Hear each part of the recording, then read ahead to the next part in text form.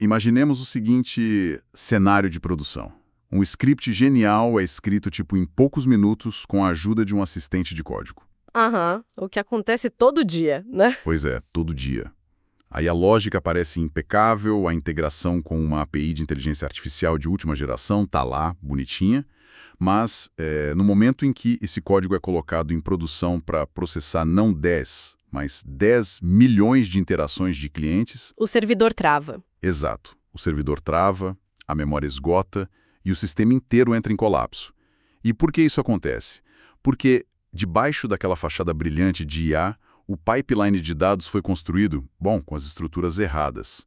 É tipo erguer um arranha-céu com janelas espelhadas de altíssima tecnologia, sabe? Mas assentar tudo sobre uma fundação de isopor. Sem concreto armado, o prédio desmorona na primeira ventania. Nossa, essa é a definição perfeita do que a gente chama de engenharia de fachada no mercado atual. Engenharia de fachada. Gostei do termo. Porque existe um fascínio gigantesco hoje, né, pelas redes neurais, por modelos generativos, multimodais, arquiteturas complexas. Mas, e esse é o grande ponto, antes de qualquer chamada para um modelo fundacional, existe uma infraestrutura inteira que precisa preparar, limpar e orquestrar esses dados. Com certeza. E na esmagadora maioria dos casos práticos da indústria, a linguagem que constrói esse concreto armado é o Python. Ignorar a base da engenharia de software para pular direto para o hype da IA é, o caminho mais rápido para construir um sistema insustentável. O que nos traz, claro, ao objetivo central da nossa exploração de hoje aqui no Braincast. A ideia desta análise é ir muito além da superfície, né? Para mentes curiosas que já acompanham o nosso conteúdo e dominam lógica de programação, o foco agora é dissecar a arquitetura real que sustenta a inteligência artificial moderna. Isso. Do básico ao aplicado. Total. E vamos usar um caso de uso prático durante toda a nossa discussão.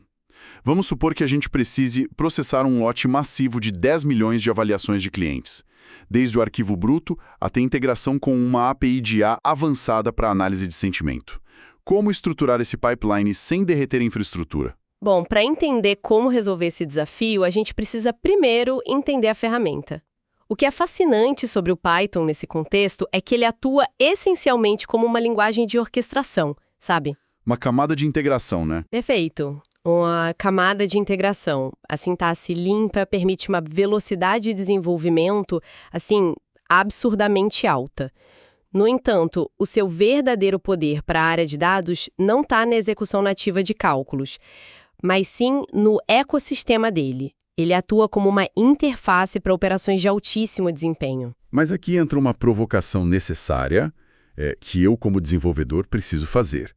Se a performance é o maior gargalo quando a gente está lidando com matrizes de dados gigantescas para machine learning, por que a indústria abraçou o Python? Porque linguagens compiladas tipo C++ ou Rust ou Go entregam uma velocidade de execução nativa que é infinitamente superior. Existe aquele estigma, de que Python é uma linguagem interpretada e meio lenta. Usar Python para processar nossos 10 milhões de registros não seria um tiro no pé? Olha, seria um baita tiro no pé se o Python estivesse fazendo o trabalho braçal. Mas a resposta para essa adoção em massa é um truque brilhante de arquitetura de software. Ah, as bibliotecas? Exatamente. Bibliotecas pesadas como NumPy, Pandas ou PyTorch não executam aqueles laços de repetição massivos em Python puro por baixo dos panos. Elas são, na verdade, wrappers. Envelopes, digamos assim. Isso. Elas envolvem rotinas que foram escritas em C, C++ e até Fortran, que é super antigo, mas extremamente rápido para matemática. Então, quando um script em Python solicita, a multiplicação de duas matrizes colossais de dados, a linguagem simplesmente delega essa tarefa. O motor em C assume o controle, muitas vezes contornando as limitações do interpretador do Python, realiza o cálculo com paralelismo em nível de processador e só devolve o resultado. Entendi. Fazendo uma analogia aqui, é como se o script em Python fosse o gerente de um armazém logístico. Ele não carrega as caixas manualmente nas costas. Ele usa um rádio. Exato, ele usa um rádio para coordenar uma frota de empilhadeiras industriais incrivelmente rápidas que seriam essas bibliotecas em C++. O gerente só precisa dar as instruções corretas. Mas para ser esse gerente eficiente e não causar um engarrafamento no armazém, é preciso dominar profundamente o controle de fluxo, né? Sem dúvida. E é aí que muita gente se perde. A inteligência de um pipeline começa muito antes de qualquer modelo de IA. Começa no controle de fluxo básico. E a gente não está falando só de um simples if ou else para checar se uma variável é verdadeira. A gente está falando de escalar essa lógica. Em um lote de 10 milhões de avaliações, por exemplo. Sim. Nesse lote, a gente precisa aplicar lógicas de decisão para filtrar ruídos, remover caracteres inválidos, classificar metadados. A capacidade de expressar regras de negócio através de expressões booleanas precisas determina o quão limpo o dado vai chegar para o modelo preditivo. É aquela velha máxima da computação, né? O lixo que entra é o lixo que sai. Garbage in, garbage out. Clássico. E escalar essas decisões lógicas nos leva ao conceito de iteração. Porque se temos que passar por 10 milhões de linhas, a primeira reação de quem está construindo o sistema pode ser escrever um clássico loop for. Só que em processamento de dados em larga escala, usar um for nativo do Python para transformar linha por linha costuma ser um atestado de lentidão, certo? Com certeza. Um atestado de lentidão terrível. Veja bem, o loop for é indispensável na engenharia de software para orquestrar tarefas passo a passo, tipo disparar requisições para uma API em lotes controlados, mas para manipulação de dados densos, ele é o gargalo. A gente vai ver como resolver isso mais para frente com o Pandas. Mas antes, vale falar do loop while. Verdade. O while acaba ganhando outras funções. Isso. Ele ganha uma função muito específica em integrações de IA. Ele é frequentemente usado para lidar com o estado de conexões de rede. Tipo, se uma requisição para a API da IA falhar devido a um limite de taxa, o famoso rate limit, um loop while bem estruturado pode implementar uma lógica de exponential backoff. Aquele recuo exponencial, de esperar um pouquinho mais a cada tentativa. Exato, aguardando intervalos progressivamente maiores antes de tentar de novo, sabe? Isso mantém a robustez do pipeline sem derrubar o servidor do outro lado. Isso ilustra perfeitamente como essas estruturas ganham novos propósitos na engenharia de dados. E sobre as funções. Porque num código amador, a gente vê muito script gigante, monolítico, com tipo 300 linhas contínuas. Mas num pipeline profissional, como essa transformação de dados se traduz na arquitetura de funções? A palavra-chave aí, para quem desenvolve, é modularidade. Modularidade e pureza. A decomposição de problemas complexos em funções especializadas é o que permite uma automação limpa. Em vez de um bloco massivo de código, a arquitetura ideal de um pipeline é tipo uma esteira de produção composta por funções isoladas. Uma função faz só uma coisa. Exatamente. Uma função recebe o dado bruto e remove as tags HTML. Outra função recebe esse texto limpo e tokeniza as palavras. E utilizando recursos como *args e *quargs, essas funções ganham flexibilidade. Para aceitar argumentos variáveis. Isso. Elas podem aceitar payloads variáveis, o que é muito comum ao lidar com respostas dinâmicas de APIs, né?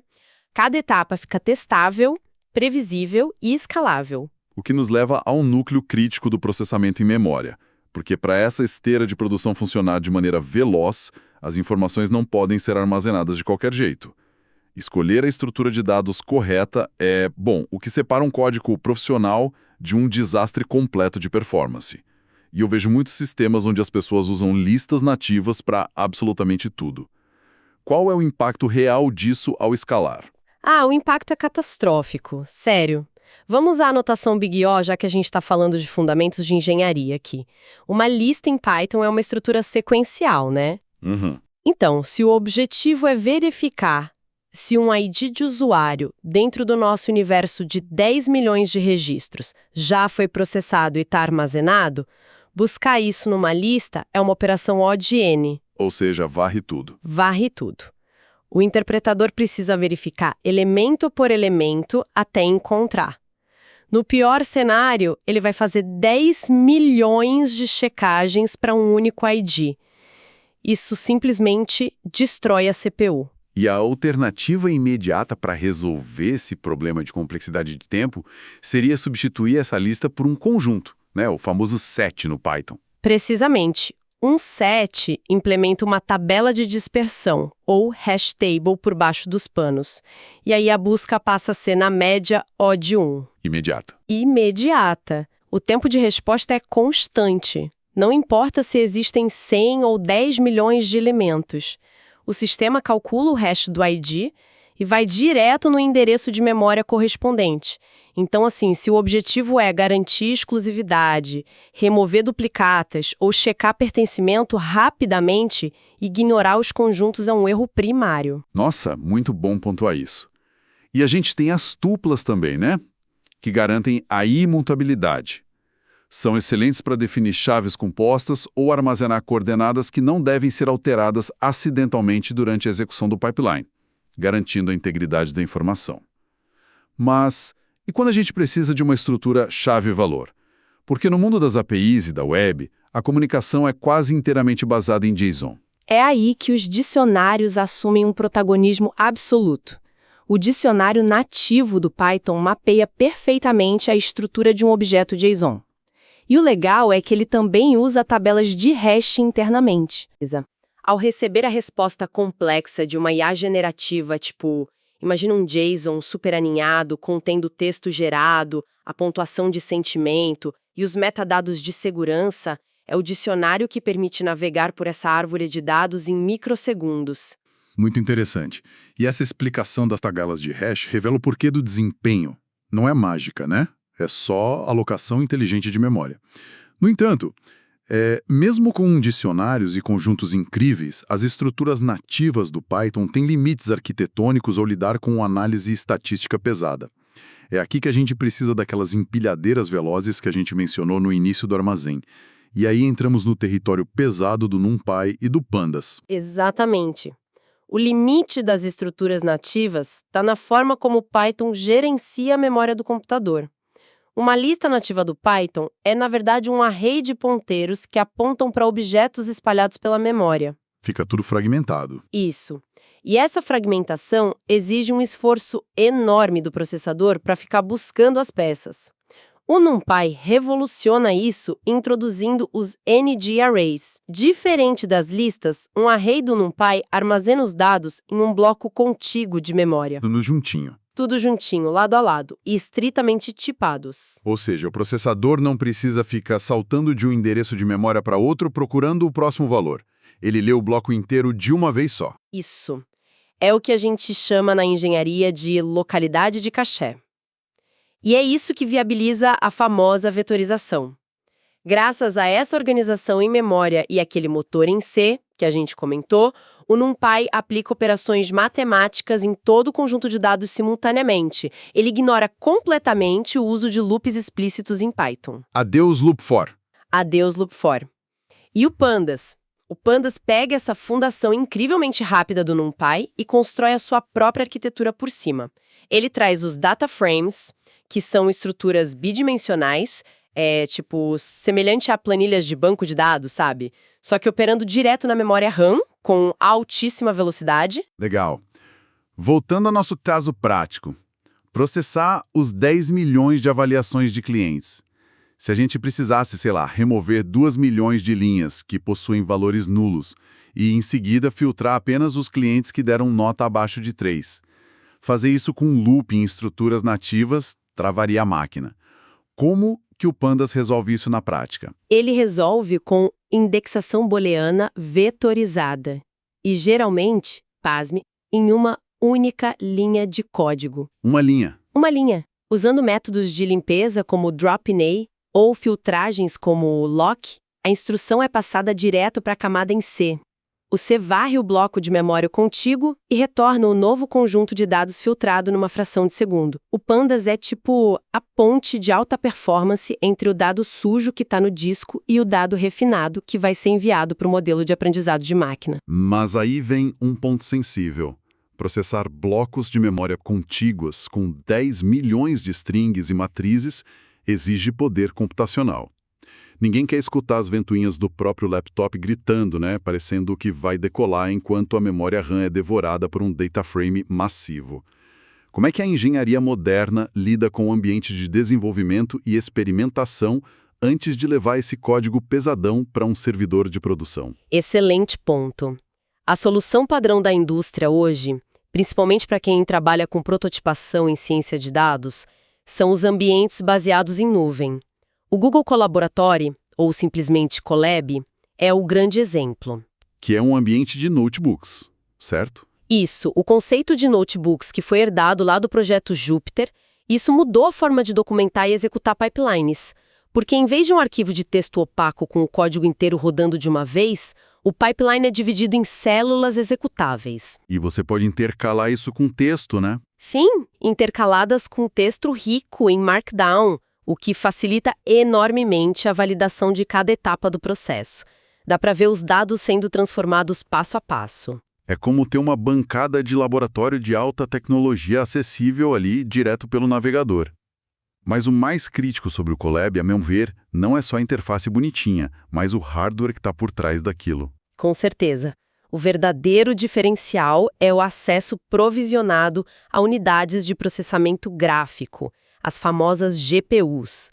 Quando a gente lida com treinamento de modelos preditivos ou processamento de matrizes muito profundas, a CPU convencional do nosso computador, que tem poucos núcleos, acaba virando um gargalo. Não dá conta. Não dá? Já as GPUs possuem milhares de núcleos menores projetados especificamente para paralelismo matemático massivo. O Colab democratiza esse acesso. Além disso, tem a capacidade de integrar ambientes de armazenamento. A gente pode montar volumes em nuvem direto no notebook usando comandos como drive.mount. Puxando do Google Drive, por exemplo. Exato. Isso permite carregar arquivos CSV gigantescos diretamente para a memória do notebook sem precisar trafegar nada pela rede local de quem está desenvolvendo. Sensacional. Bom, então agora a gente tem a nossa fundação de concreto armado perfeitamente estruturada, certo? Certo. Os dados foram extraídos do armazenamento em nuvem, foram limpos com a vetorização absurda do Pandas e filtrados sem gargalos de memória porque a gente evitou aquelas estruturas ineficientes e usou os data frames e conjuntos. Chegou a hora de inserir a inteligência nessa equação. Como a gente conecta nosso pipeline otimizado com a capacidade de um modelo de linguagem avançado, tipo sem precisar treinar o modelo fundacional bilionário do absoluto zero? É aí que está o pulo do gato. Este é o ponto de inflexão da engenharia de software atual. A IA moderna, na grande maioria das aplicações comerciais, não é um modelo treinado na máquina local. É uma integração de sistemas em nuvem. É o consumo de APIs RESTful. E como o Python entra nisso? Usando o ecossistema do Python, a gente implementa SDKs robustos, tipo o Google Generative AI, para acessar modelos da família Gemini, por exemplo.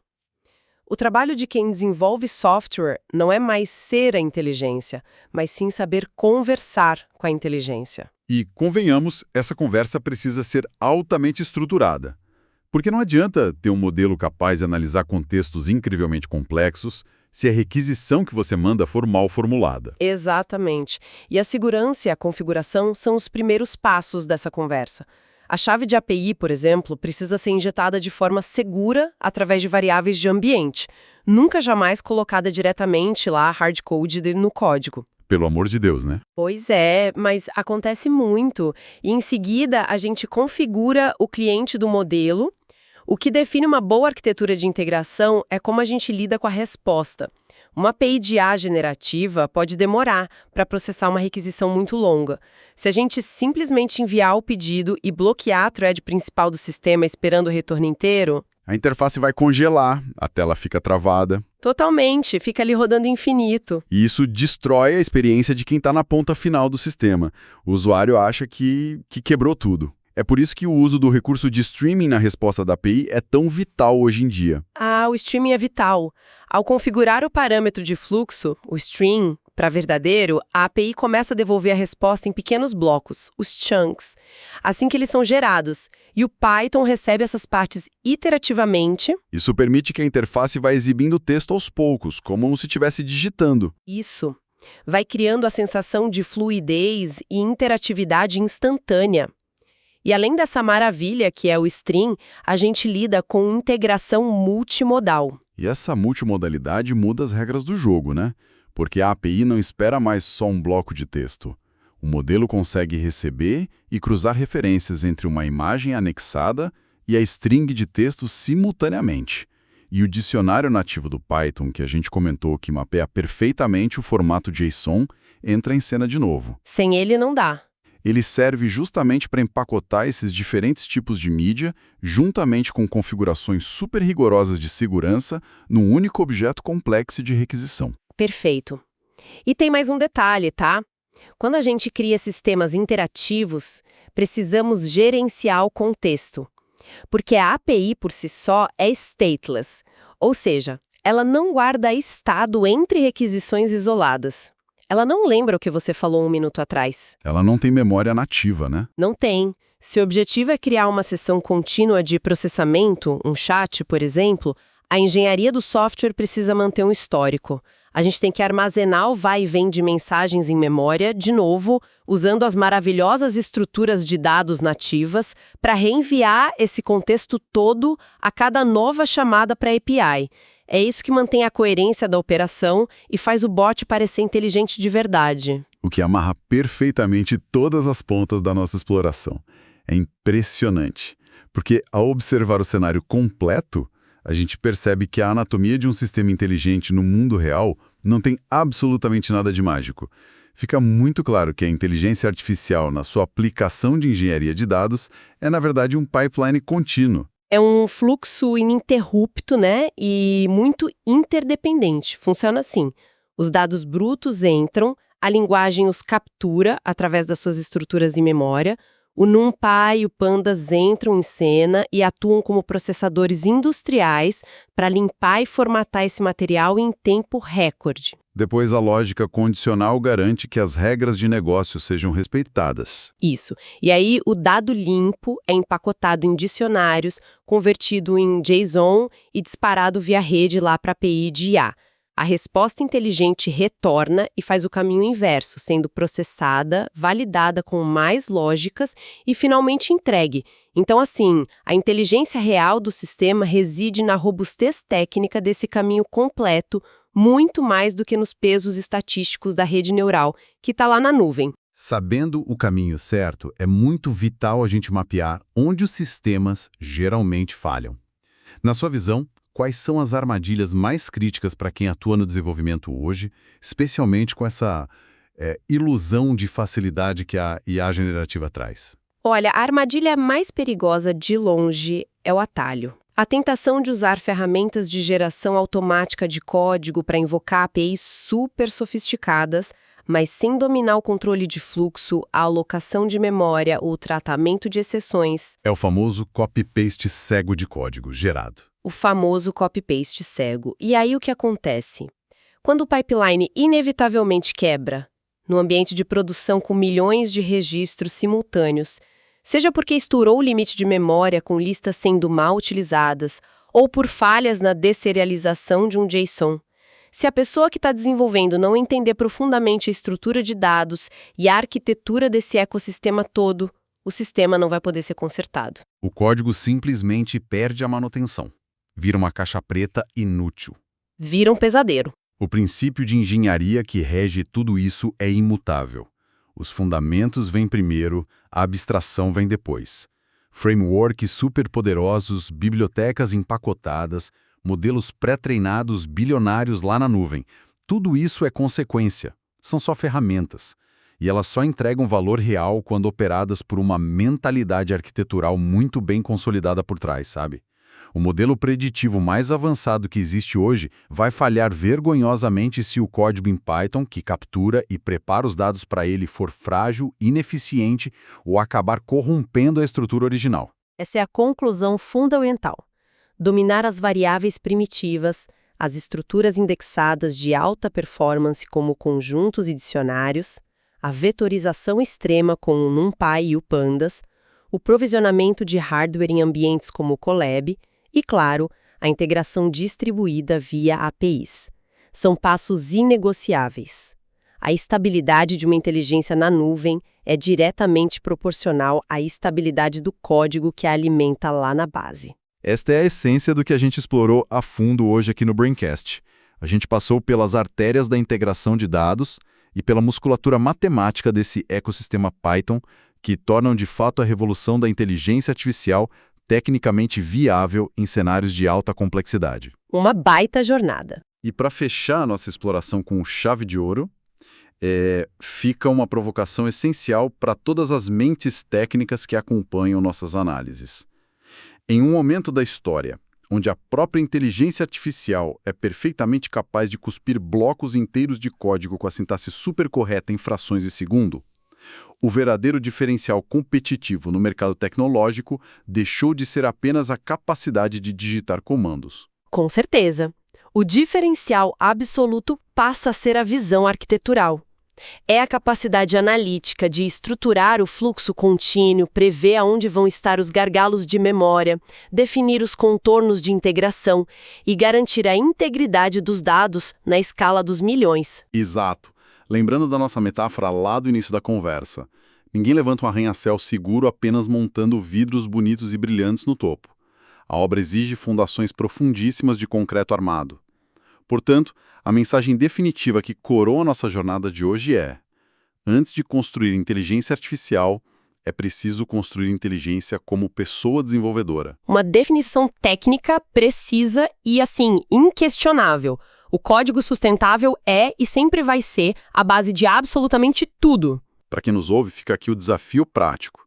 Abrir um notebook no Colab hoje mesmo, testar o limite de performance entre as estruturas nativas e vetoriais que a gente comentou, e aplicar esses princípios na própria arquitetura de dados. O conhecimento teórico só ganha vida na experimentação contínua. Um grande abraço a quem desenvolve o futuro e nos acompanhou até aqui. E até a próxima exploração técnica e profunda do Braincast.